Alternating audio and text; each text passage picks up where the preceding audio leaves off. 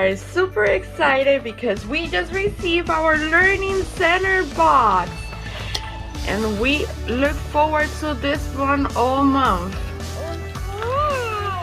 Yes, let's see what we have this month. Is that a butterfly? We have the curriculum guide and the theme is spring.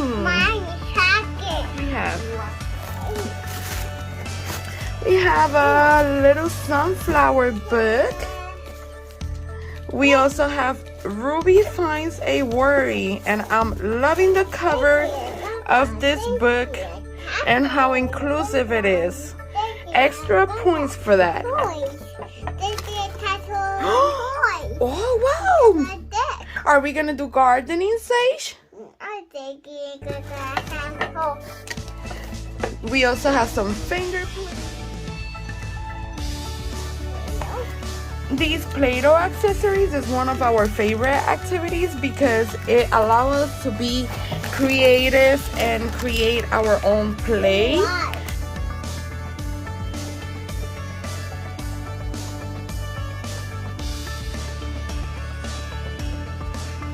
We have our flower pot, our seeds, our soil.